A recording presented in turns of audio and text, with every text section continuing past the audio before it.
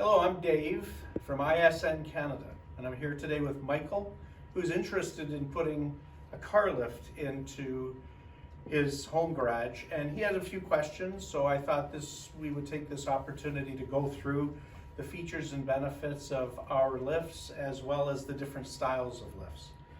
So today we're demonstrating with our own house brand called Atlas. Atlas Lifts is part of the ISN group, and it includes the uncertified and approved line called Atlas, as well as the certified and approved Apex lifts. And in addition to that, we also sell direct lifts here at ISN. We're a Canadian distributor for the direct lift product. And I'll kind of go into why you would have a certified lift versus a non-certified. So I think certified is really the way to go for most people. It gives you a comfort level that the lift has been tested by a third party and is approved for use in homes or anywhere for that matter. So you would need a certified and approved lift if you were operating commercially. If you had this in a business or in a showroom where you have employees and customers, it would be advisable to have a certified and approved lift. However, if it's a home garage, it gets a little gray and you could get away with a non-certified product. This particular lift here is non-certified, but that doesn't mean it couldn't be certified. All of the features on this lift are identical to the features that are on the certified lifts. So, and in fact, even the accessories down to what it comes with is identical on this lift as it is on the certified lift. So certification is important, but not critical. And it's really preference. And do you trust the brand you're buying? Now, our brands are tested over time to be exceptionally good quality. Both the Direct and the Atlas are both very well recognized brands, nationally advertised. You can see our website at atlaslift.equipment.ca, and we're also at directlift.ca. You can see both lines. I'll kind of go over which ones you would, well, the one thing I should talk about is why would someone want a 4-post lift in their garage versus a 2-post. So there are times that what I would call straight mechanical people that are just interested in fixing vehicles and getting cars up and getting access underneath. You'll almost never talk them out of a 2-post because one of the negative things about a 4-post is that there's kind of a lot going on here under the car. So you've got runway obstructions on either side, so you're really only talking about a 3-foot area up the middle that you can actually get at the car. So for those guys, they're never going to want a 4-post. But for most of us, a 4-poster has a lot more going for it than a 2-post. And I'll give you some examples.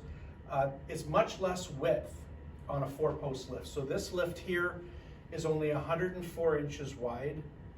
And if you had a 2-poster that you wanted to put into your garage, it's going to be a minimum of 132. So it's basically 8 feet or just over 8 feet, maybe 8.5 feet versus 11 feet. So that's important because that extra 2 feet or 2.5 feet will crowd your second bay, and you may not be able to get a car into the second bay. So that's one of the big ones for me is it just preserves bays, and that's important when you've got a 2-car family or a 3-car family. It's much easier to use a 4-post lift. So this is, we don't show it on there, but these are drive-on ramps. These drive-on ramps fit on the end of this lift for ease of access. So you can drive on it, and it's really not complicated. There's nothing to set in terms of a foot pad or anything like that. You just simply drive on and you pick it up. That's easy. And so you don't have to, as opposed to a two-post where you're getting down on the ground and you're setting arms on pickup points, it gets a little too much for most people that just want to park a car.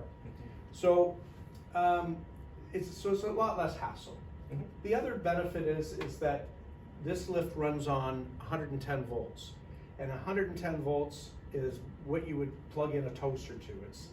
It's you probably have 6 or 5 outlets just in your garage alone, so it's readily available power, and it shouldn't be a problem for most people. Whereas 220, you're going to probably have to get that run into a garage, and that's what two posters run on. They cannot run on 110 volts. So that's another good reason. The other good thing about this is it can be used for storage of other things. So you can use something like this product here called a Pro Floor, and this comes in a series of 8 pieces that runs right down the middle. We got a lot of things here because we're trying to show you a lot today, but all we're really trying to do is point out that you could turn this into a platform. So 8 of these or 7 more of these down the middle creates an 8,000 pounds of storage and a place to put your motorbikes or your quads, and you need the strength of this to be able to stand the bike up. It also does not have to be bolted to the ground. 4-post lifts of this nature, when you get into higher capacities, you have to bolt them to the ground. But this style of lift for a home garage, you do not have to bolt it down to the ground. You can leave it free. You can see, you probably can't see it in the camera angle, but this is not bolted to the ground. And as far as a 2-poster, you would have to bolt it to the ground. There's no other way of getting around that. And that can be a problem if you've got heated floors in your garage. But what the magical thing is that this turns into a portable lift. So with something called a caster kit, which you may be able to see down on the end here, I'll demonstrate the caster kit later. That will allow you to lower this lift onto a caster kit and roll the lift wherever you want it, whether it be outside if you've got the ceiling height to get out there, or the door height, as well as if you wanted to move it around your garage to get at cabinets that are on the wall, or to do flooring. If you wanted to do flooring, this moves out of the way so you can put in decorative flooring that seems to be very popular these days. The one thing you have to remember with a 4-post lift like this, however, is ceiling height is the major concern, because ceiling height is determined by, or required ceiling height is determined by, what do you have? What do you have, 2 MGs, or do you have 2 4x4 monster trucks? I mean, it's really dependent on that. So the case, my experience is that for most people that are just putting cars on the top and on the bottom, you can you assume that it would be about 10 feet.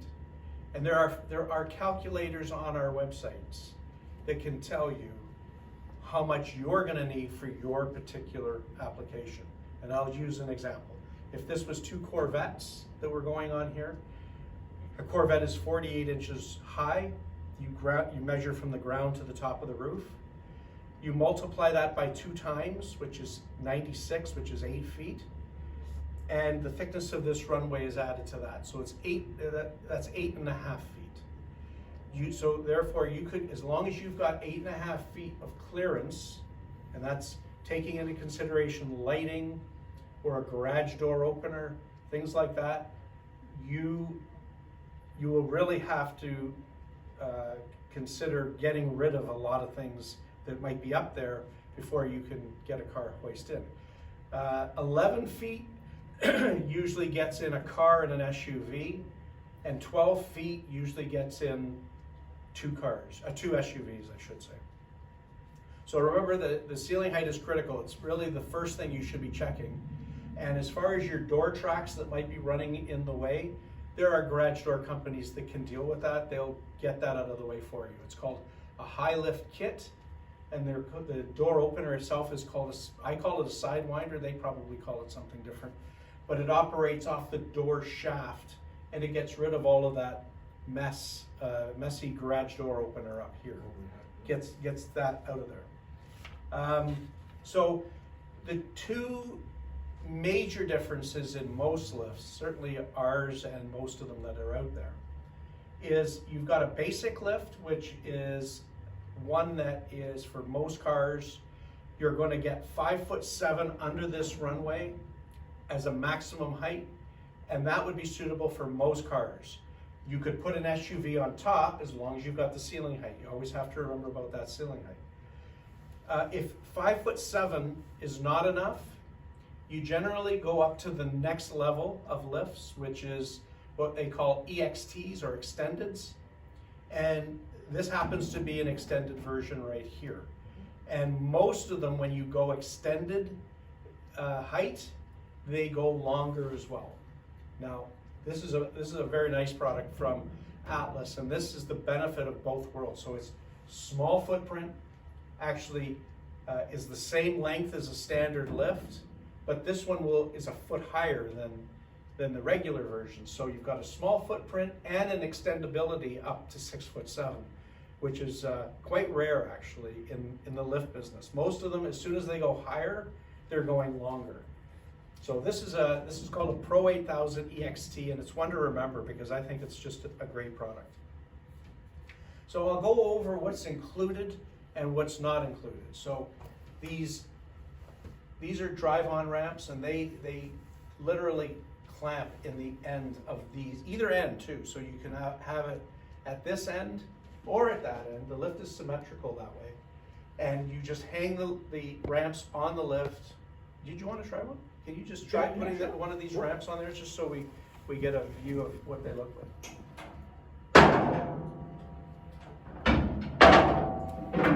And they're not light. These ramps, I'll get that in. These ramps weigh about 40 pounds, so they're not the easiest.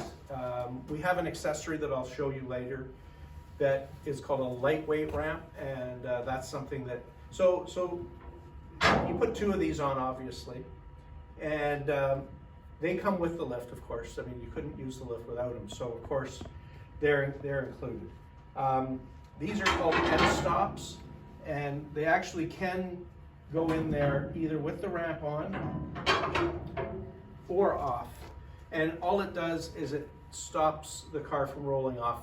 God forbid you left the emergency brake off or left it out of gear. This will stop the car from rolling off the lift. So it's a good feature. That's also included. This is called a jack tray, and this is also included in the lift as well. And that's suitable for putting a floor jack in or a bottle jack, and it's designed to get the wheels up off of the runway. So right now your car wheels are going to be here, but you want to change this tire, so you use the jack tray to get the wheels up off, and you can only do one end at a time. There are accessory jacks. Again, I'll talk about the accessories that are options in a moment. And then wheel chocks. Those wheel chocks that are there, they come with it as well to stop the car. It's kind of you put it right behind the wheel once it's stopped, and that's kind of an additional bit of protection from having a vehicle, because that's the last thing you need is a car rolling off a car lift, because it's not pretty and it's very rare, but we do everything here at ISN to make sure that you're safe and that does not happen. So some of the options that are available, I talked about the wheels having to come off of the runway. So the obvious easy way to do that is with an accessory jack, which is this thing here, and it just slides down the middle. I can't slide right with one hand, but it's very movable. It's steel on plastic, so it actually moves quite easily.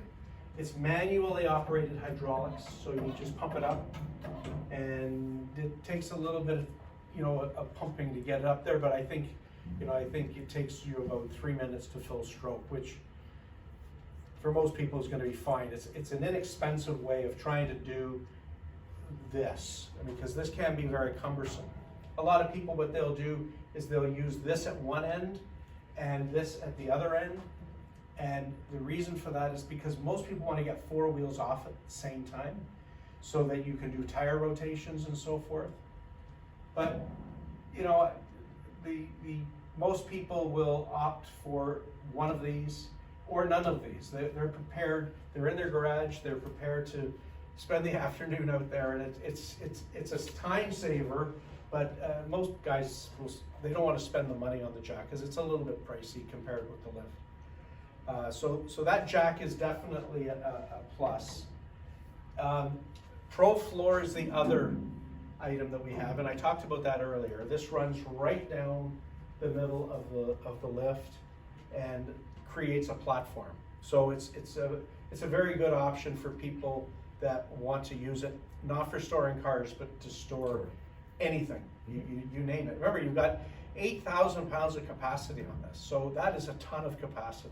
So you can really load this up. So Pro Floor, and then the last thing we have is the aluminum ramp. So, oh yeah, so aluminum ramps, they should be called aluminum extended ramps. So this is an option, and it's designed for guys. I'll tell you, it's designed for two people. One is people that just can't lift 45 pounds, because those tend to be expensive, or sorry, heavy. These right here they're lighter, they're only 22 pounds, so that's the biggest benefit, but they're also about 6 inches longer. So if you have Corvettes, there's a lot of Corvette guys that are, or Porsches is the other one, that are very low, and what you want to do is you want to use these to be able to get on the lift easier. There's ways to get on it with this, but it involves, shimming up with wood and doing things to kind of cheat to get onto the car lift. This solves that problem, but it's an additional option. So just kind of keep that in mind. So I think Michael had a few questions, so I'm going to get some questions from Michael relating to the equipment itself. I've already talked about the certified versus uncertified. I've kind of brushed over the why it's important, why is certification important. I'm not sure I made that 100% clear. Certification is important for some people that are using these lifts commercially, but for most people that are in their home, they really don't legally need ALI certification. So that's why we produce this product. They don't want to spend the extra money on supplying something that's not necessary for their home garage. There are insurance companies, though, you have to be aware of. You might want to check with your insurance company, because sometimes insurance companies indicate that they want an ALI approved product, and that's when you're going to need the Apex or the Direct. So just kind of keep that in mind. Did you have any other questions? Yeah, I consider myself to be a very hands-on kind of person, so would I be able to install this in my garage myself? Absolutely. So I would estimate that about 30 to 40% of the people we sell these to actually install them themselves. It's a little on the heavy side, because the heaviest piece would probably be that runway over there, because it has the hydraulic cylinder in it. Okay. This one's actually an empty shell. There's nothing in there. Oh. If you look underneath, you'll see what I'm talking about. It's totally empty, right? Yeah. So sometimes, two guys can handle this one.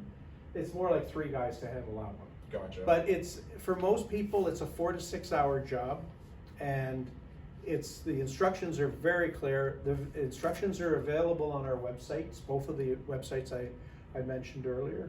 And as I said, it's not hard. It's just heavy, not complicated. A lot of the assembly's already done.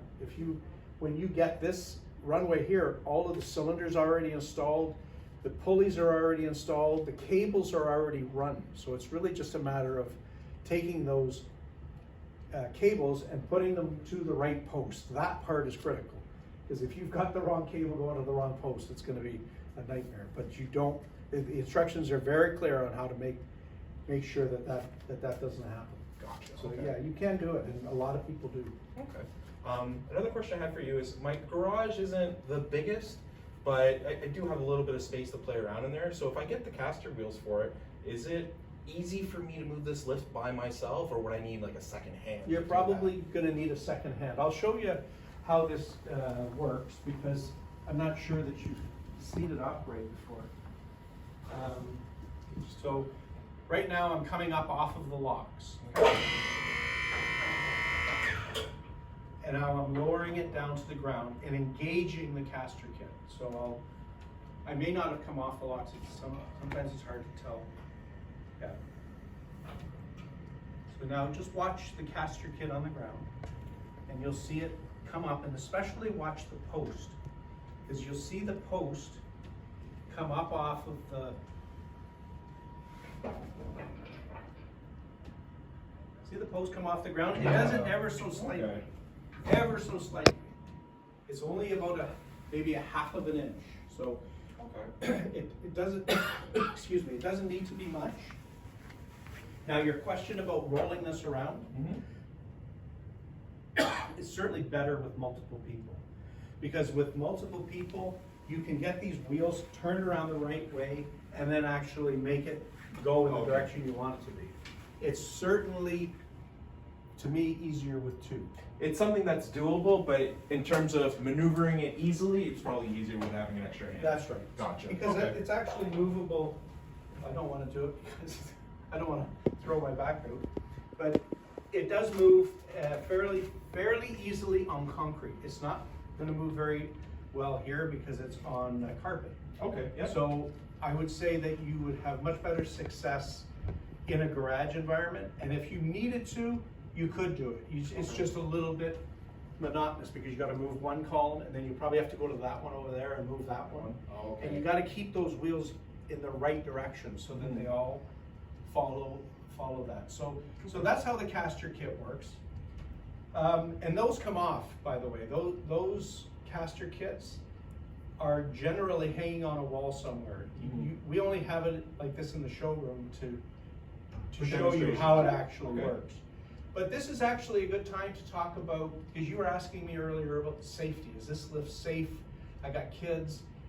Can I leave it? Can I leave it in my garage? So I'm going to kind of go up now and get it off the caster kit.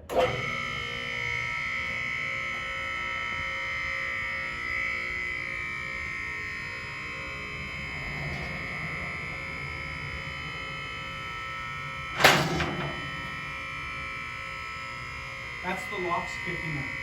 That banging noise is the locks kicking in. Okay.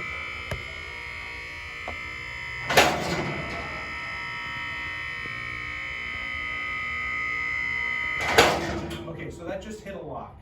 So in terms of safety, the proper shop procedure on operating a lift like this would be to get to your desired height. Let's just assume for a minute this is the desired height. And then lowering it onto the next lock down. Now that's on a lock right now. It's off the hydraulics.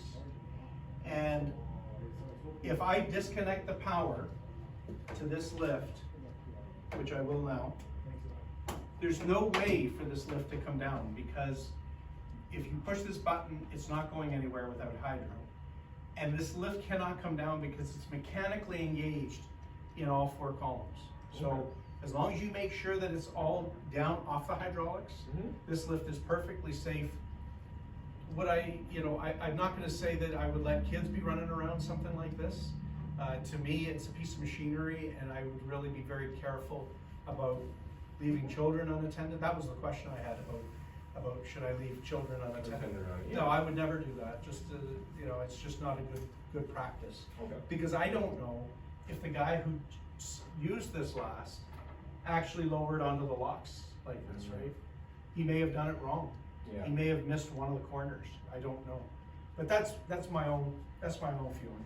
Okay, gotcha. You were also asking earlier about color options, and it's really just black only. This is the only option for all of our lifts, direct lifts, Atlases, or Apex. Okay, gotcha. So that's one of the ones that we really don't have. I mean, it's the same reason that that Ford made black cars at the beginning. It's just because it's cheaper to do, and that's what they do. They do it to keep costs down. And actually, I think it looks great in the black. So, Okay, gotcha. you were asking about where they're made. So the lifts are made in China. Our factory is in Shanghai, to be exact, and most of them are made in China. Or it's just a cost thing. Okay. To keep the cost down to a point where most people can afford to put it in their garage, it's produced overseas, and that may change one day. I mean, but right now, because freight really got expensive there, and it kind of really affected our costs. But right now, it seems to be the way to go, and we're always looking out for the customer to keep the pricing down as much as possible. Okay. The quality, however, is impeccable.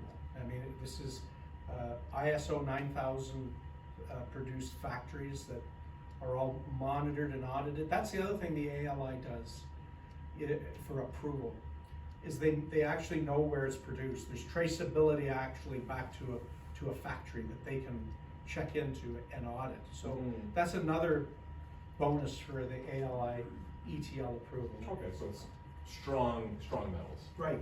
Okay. So did you have any other questions?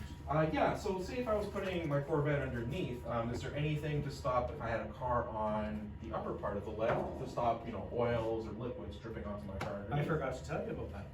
So this is called a drip tray, and this is actually included.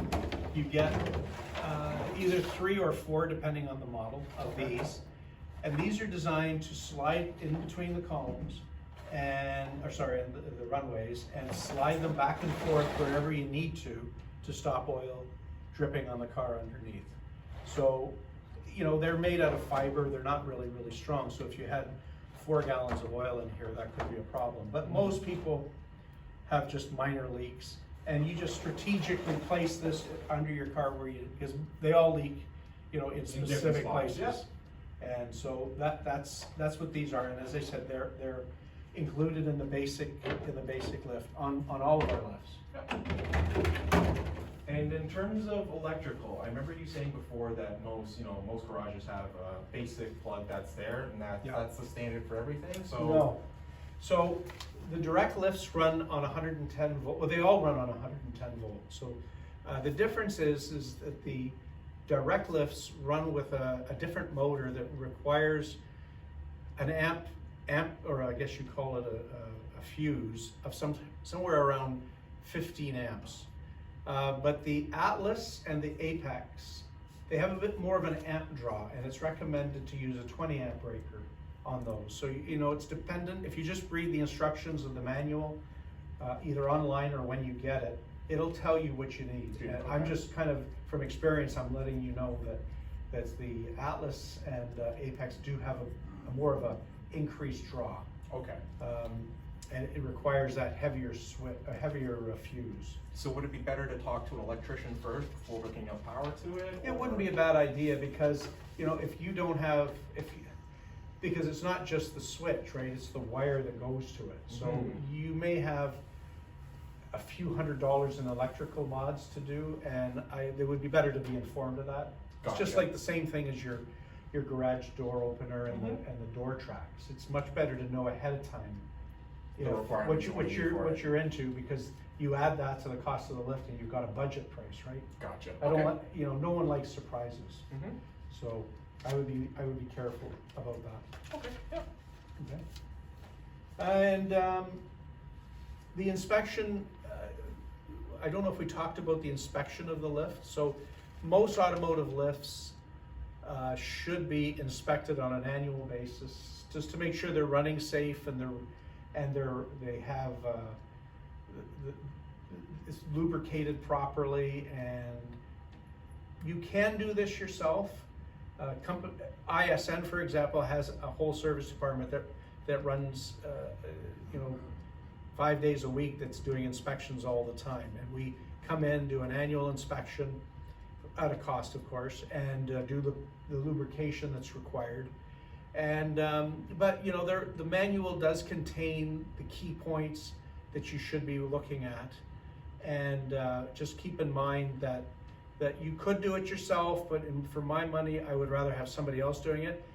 You know, it should be every year, but even if you did it every 2 years, I think you'd be ahead of the game, just to make sure that everything is okay. And I just wouldn't want to see, you know, I do see the odd lift that doesn't get serviced properly, and all it needed was a minor adjustment, and if you don't do that minor adjustment, it can cause, you know, hundreds of dollars worth of pulley and cables, especially cable wear. But by far the biggest thing maintaining and certifying, looking at these lifts on an annual basis is lubrication. And all of this is in the manual, what you use, but it really is important to lubricate everywhere, because there's a lot of moving parts. It would be good to get those things looked after, Gotcha. you know, in advance. And we didn't talk about the warranty. The warranty is a 1-year parts warranty on all of the direct lift and Atlas products. So that's something, you know, something that is important. And I can't think of another thing, unless you can. No, I think you covered everything on it. We're ISN, and one of the world's leading tool and equipment distributors. So certainly we're very eager to help you today or tomorrow or whenever you have a requirement for car lifts, tire changers, wheel balancers, and of course tools. So thank you, Michael, and Thank you. my name is Dave, and thank you very much.